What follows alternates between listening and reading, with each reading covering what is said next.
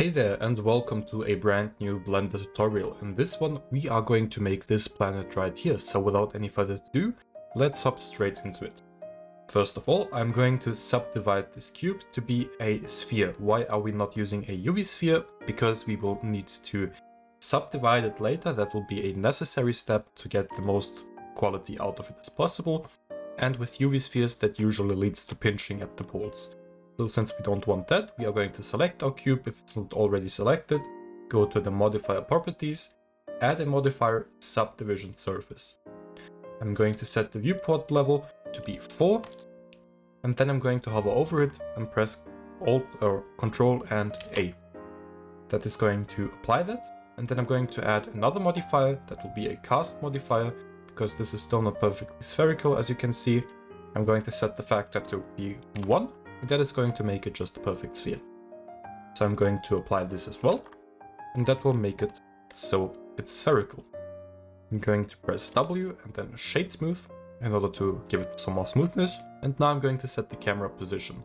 So I'm going to press Alt and G and Alt and R to reset the location and the rotation. And now I'm going to rotate it accordingly so that it faces this way basically. So I'm going to press R, then X, and then 90. Hit enter, and then press G, Y, and move it back a bunch. Somewhere around here. So by pressing number pad 0, we should be led to this camera view. I'm going to go to this panel here, this output properties panel, and I'm going to drag over this here and set the resolution to be 1080, which is basically Instagram's native resolution. So now I'm going to go to the camera properties while having the camera selected here and adjust this to be somewhere around 210 millimeters. So the focal length will be 210 and that will actually zoom in. So it will look a little bit flatter than just having the camera positioned nearer or closer and having the focal length be lower. That stretches it out a little bit more. So that's why we did that. Now for this lamp here that we have, we are going to select it and then change the type of the lamp to be a sun lamp, and we are going to change the strength to be 100. Now, usually since we are in space, we will have a sun or a star illuminate our planet, and usually those aren't really white. So what I found looks very good would be if we go to HSV, hue saturation value. It looks best if we set this here to 0.125, which will give it a yellowish hue, and the saturation should be about 0.4. So you see it has this green color, which actually looks pretty nice. So the position of this lamp does not matter. What matters is only the rotation of the lamp. So I'm going to press R, then Z, then I'm going to rotate it to go into the direction of the camera. So somewhere around here. It doesn't have to be perfect. So now we will be using cycles for this project because Eevee quite unfortunately will not work because of two reasons. We are going to use deformation or displacement from the material output, which is yet not supported by Eevee as of version 3.4.1, which is currently the most updated version, and or the latest stable release. And we are also going to use ambient occlusion, at least a node, which is also not possible to be used in Eevee as of right now. So we go to the render properties panel.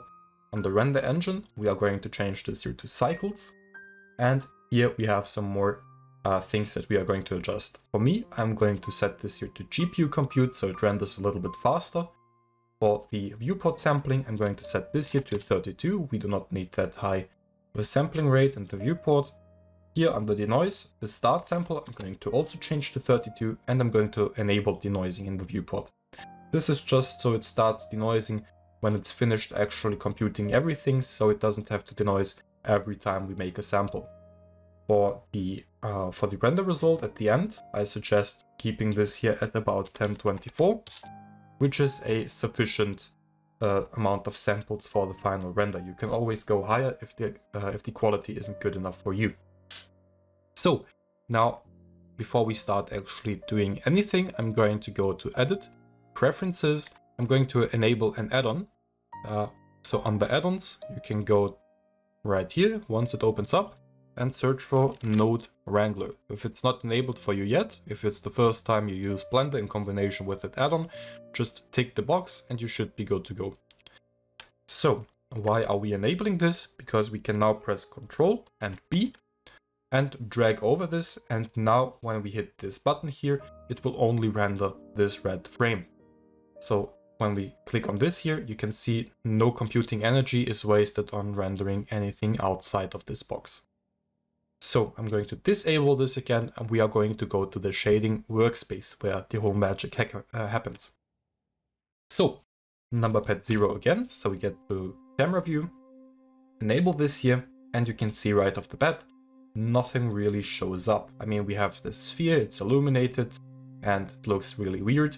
I'm going to disable the overlays. So right here, click on this, and I'm going to click on this ball here and give this a material. I'm going to call this planet. So now with that, I'm going to also disable the background, because right now we have some illumination on the backside, which I'm going to do later artificially. So under the strength here in the world properties, I'm going to change it to 0. So now it's completely black in the background.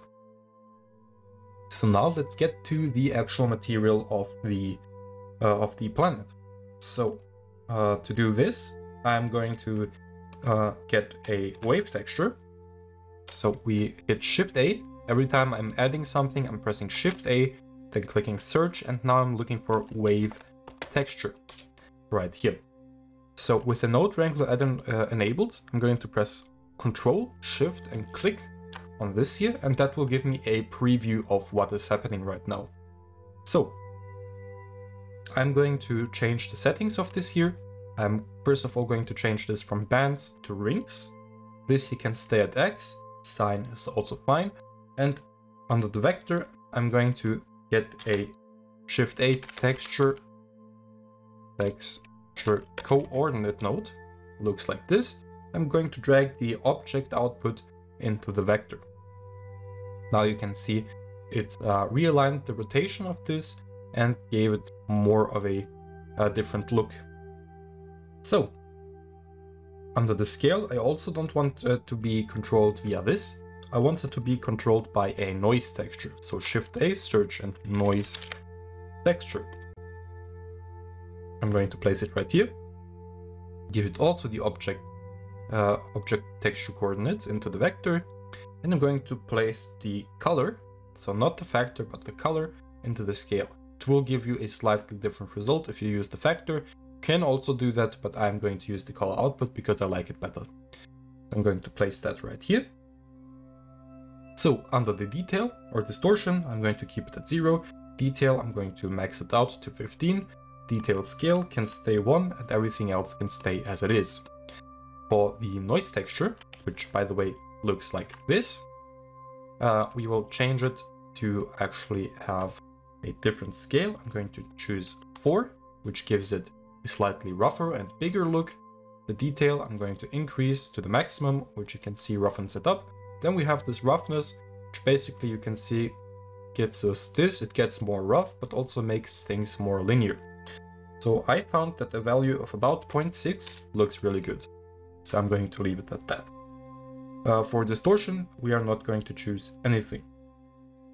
So next up, what we want to do is actually give this here some color. So how would we go about that? By using a color ramp. So I'm going to press Shift A again and search for color ramp.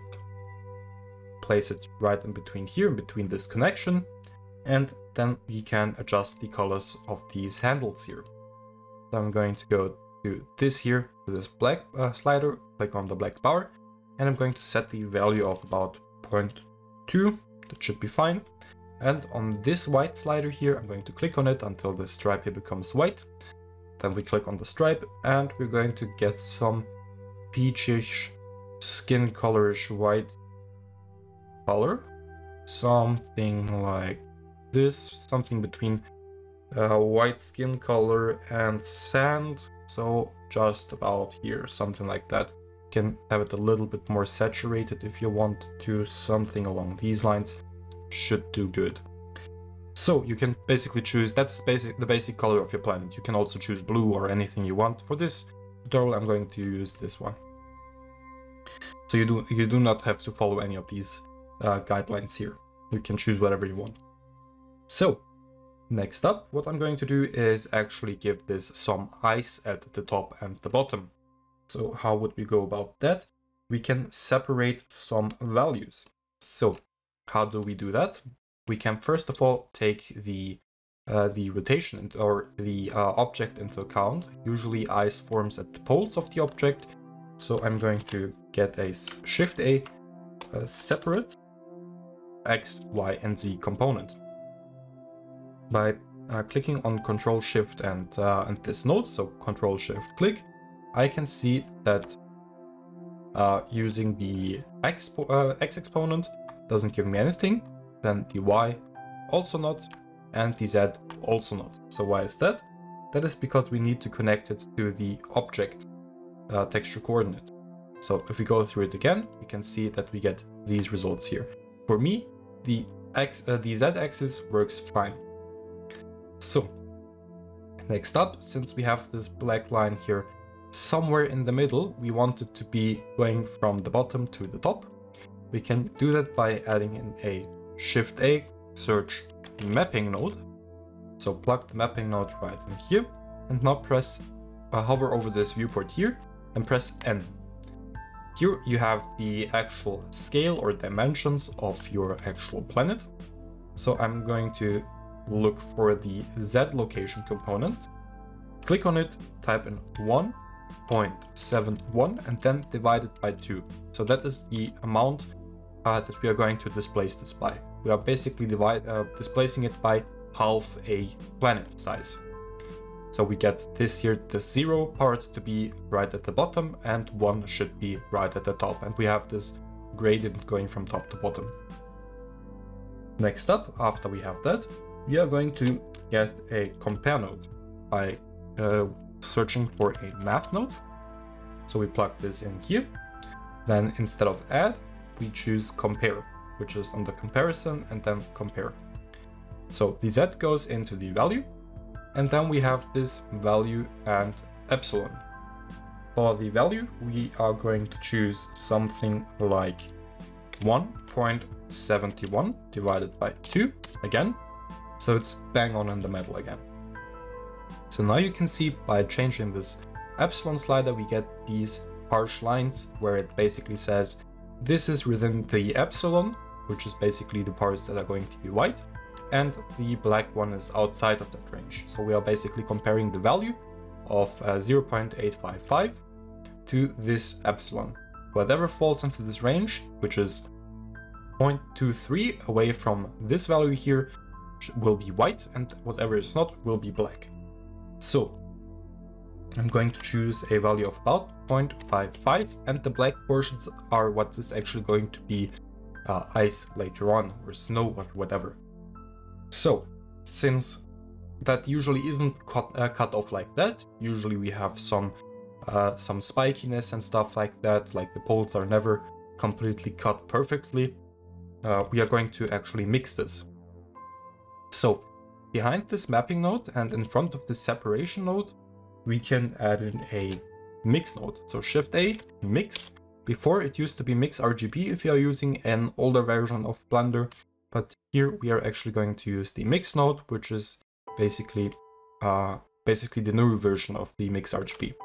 So we are going to set it from float to color. It's going to disconnect this here, but we're just going to plug it into the A socket. And on the mix, we're going to change this to linear light.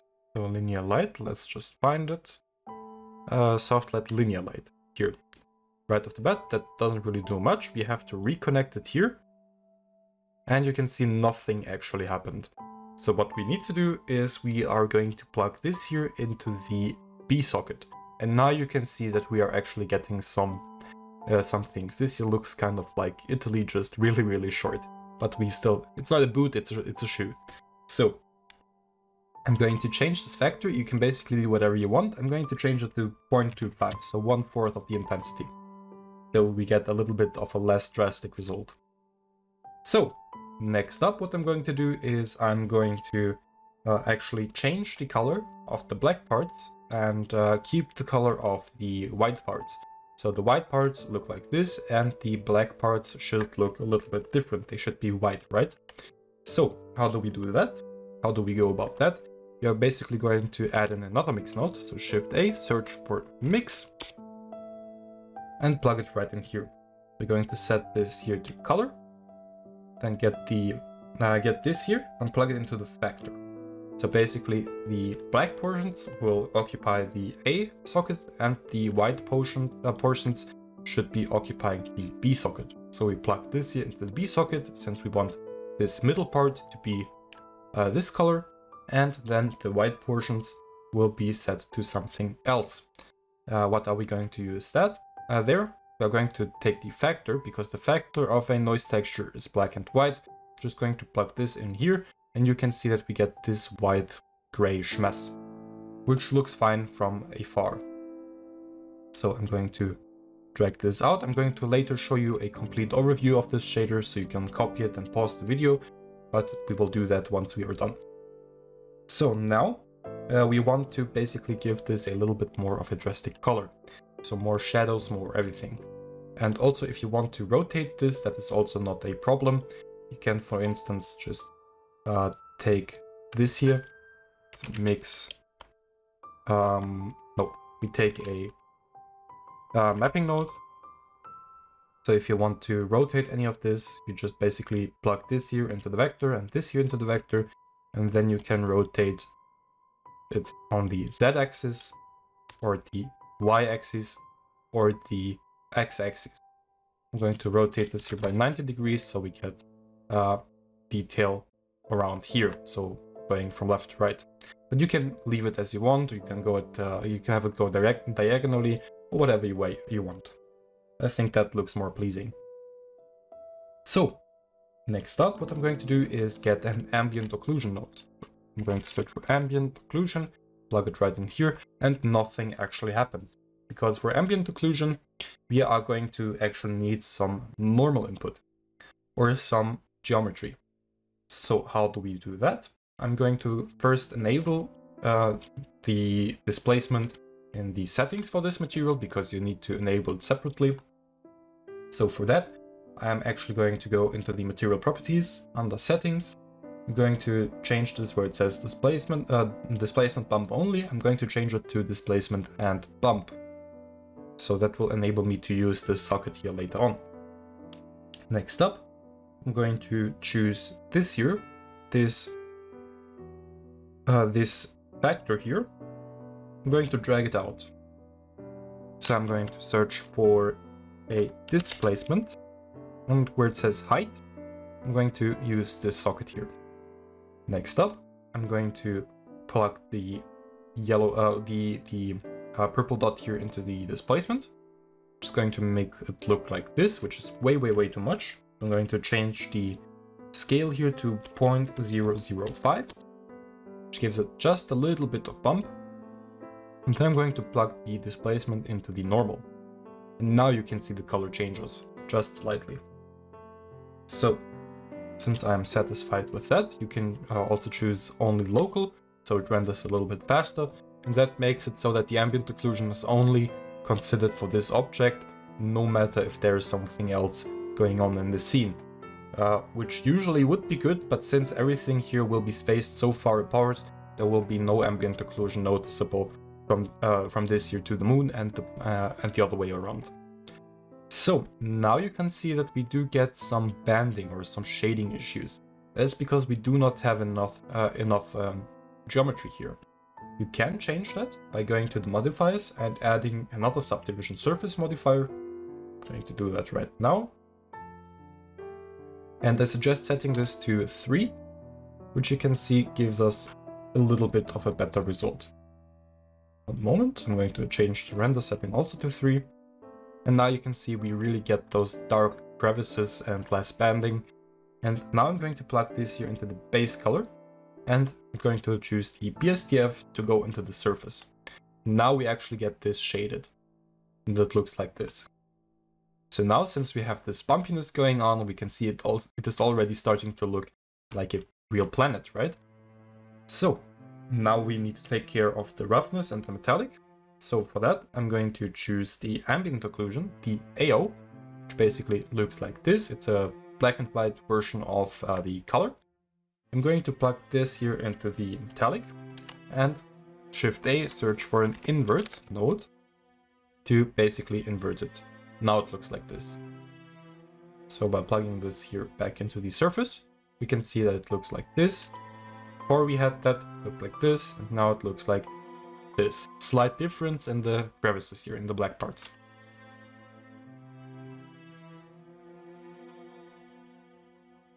So, next up, I'm going to choose the ambient occlusion and plug it into the roughness. Now it looks like this. So, and that basically rounds up our planet. I think it looks fairly nice. One moment, let's see. Yep, that's about what it's supposed to look like. Next up, I'm going to get a new mesh by just basically taking this here, pressing Shift D, and then right-clicking so it snaps back into place. I'm going to press S, then 1.001. That is going to make it bigger by a factor of 0.001 or 1.001, and that just makes it basically what 1/10 of a percent bigger. So I'm going to press Ctrl A and apply the scale. So this gets set back to 1. And now I'm going to take this here and press on the number 2 and rename this here to Atmo for atmosphere. So now we can basically delete most of the stuff here. I'm going to delete everything from here. And we also don't need this. That leaves us with this bumpiness. Usually an ozone layer or the atmosphere wouldn't have bumps inside of it, but I think it just looks a little bit nicer if it follows the curvature of the planet. You can of course leave everything out of here and just have it be as it is, but I'm going to keep it like this. It also looked fine in the final render, but as I said, you have complete freedom over this. I'm going to give this here a bluish color, something like this, fairly saturated. And next up, I'm going to actually lower the opacity in the center only, because usually when you look at a planet front on, you can see the ozone layer at the outer edge, but not when you look at the planet directly. So I'm going to take a Shift A, layer weight. Also sorry if I sound a little bit weird. I'm a little sick right now. I'm going to plug not the Fresnel, but the phasing output here into the alpha. And right off the bat you can see that it is actually feathering into our planet. So since that is not enough, I want to see more of it. I can change this here to be lower. I'm going to choose a value of 0.02, which gives me just about this here. And I think that looks fairly nice. You can also change this here to be a little bit bigger if you want to. Something like this. So just have your ozone layer selected, press S, scale it out a little bit so you can see more of it. Just make sure to apply the scale after that. So Ctrl A and then scale. So now that we have this, that basically looks fine. I can still lower the opacity of this by making this here even lower, but I don't think that there is any need to. So I'm going to just leave it like that.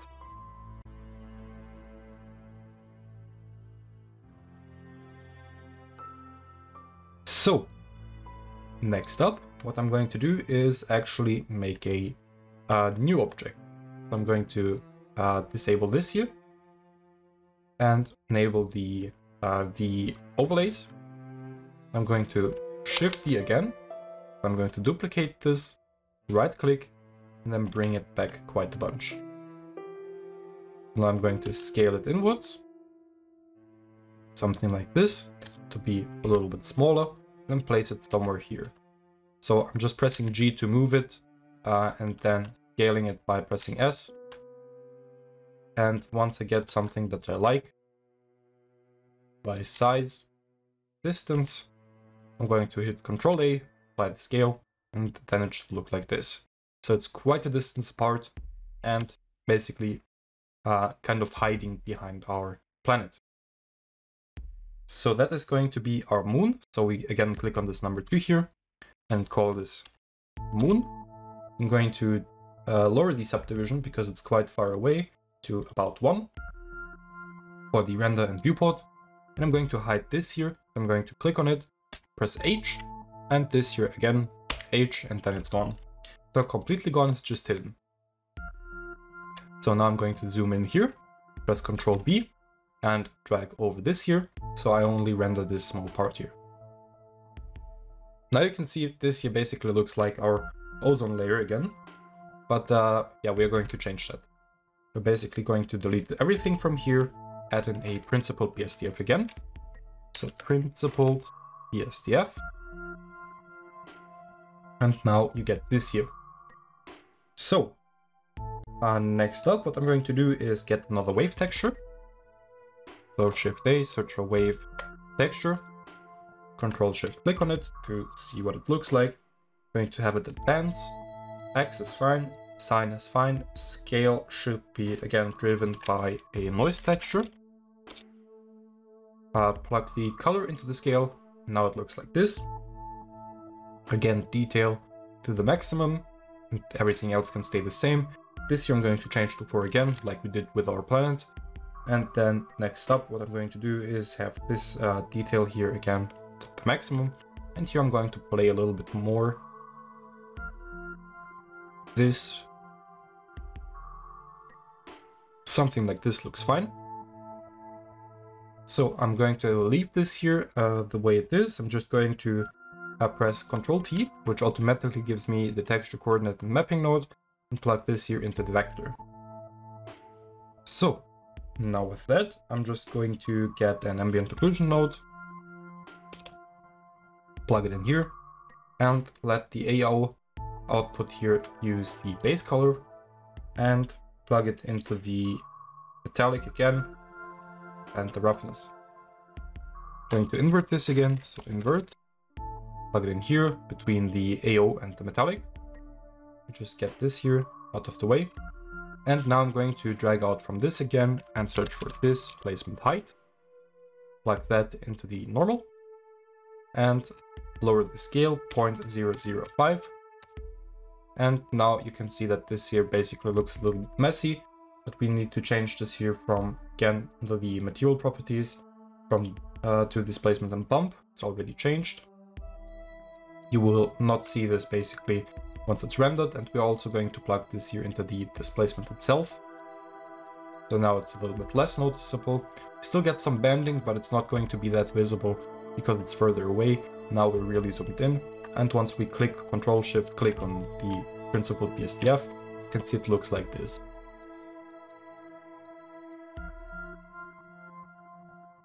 If you want this here to disappear, let me show you again. Looks like this. If you want this to disappear completely, you can increase the number of subdivision levels, and then it will be gone completely. But I think a value of about 1 or 2 should be fine in order for it to be not that visible. So now Ctrl B and hover over all of this, and you can see you can not notice it at all. To unhide everything that we have hidden, press Alt and H, and now we get our planet. Now this side here is completely dark. I don't know if you would want this to be completely dark. If that is what you're going for, you can leave it like this. I'm just going to make sure that we get a little bit of backlight. So how do we do that? I'm going to disable this here and unhide the overlays. I'm going to get another light. So Shift A, search for light, and then spot. Basically going to just press number pad 7 to get into top orthographic view. I'm going to move it way back over here, somewhere where our moon is. And now I'm going to get to the constraints, that is right here. Add a constraint and track 2. I'm going to choose this picker node and click on the planet number pad 0 to see what it looks like and render it. You can see that we get a little bit of backlight.